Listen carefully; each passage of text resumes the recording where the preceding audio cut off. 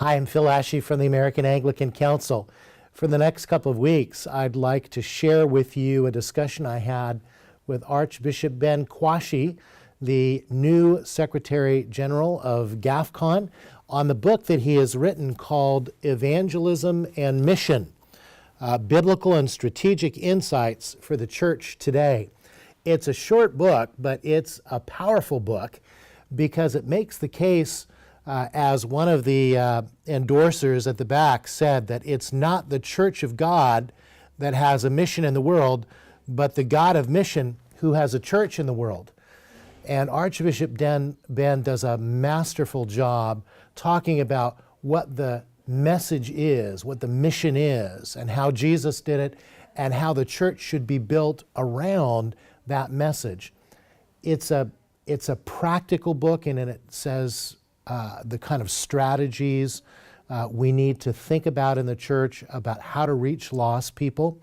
It's prophetic because it speaks into our cultures as well, and particularly in the West, where we have experienced some apathy when it comes to evangelism and reaching lost people. So among the questions I addressed to Archbishop Ben, or Ben as he is known to most of his friends, is this: why is there such apathy in the Western church towards lost people?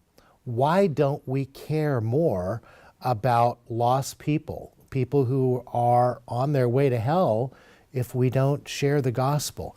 Why is it that we don't care or seem to care about reaching out to people, sharing our testimonies, and making this a priority of our churches and our mission?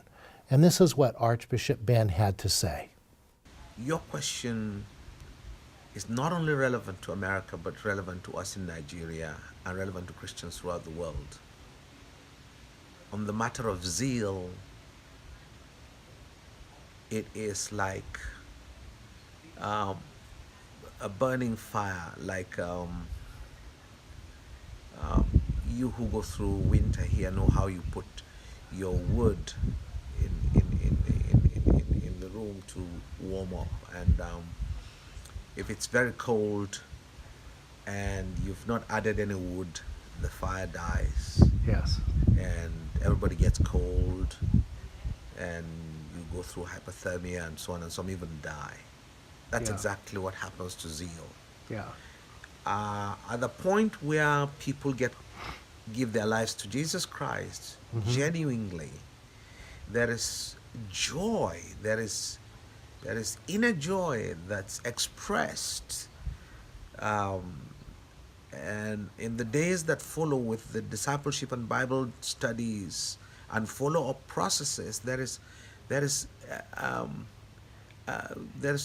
such joy that kindles the fire of zeal. Yes. That makes you almost anxious, waiting for the hour to come for you to go to Bible study, to go for prayer meeting, to go to church, to do stuff.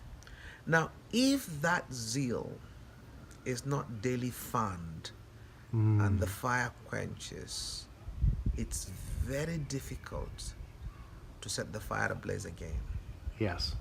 So it's not just an American problem, it's a problem throughout the world for all Christians. When people are converted to Christ, do not quench their zeal. What should be done to their zeal is to add to it knowledge, which is what Paul said in Romans. Now, when people have knowledge added to zeal, then they will flag with zeal, not without knowledge, but with knowledge. And zeal with knowledge is unquenchable. Wonderful.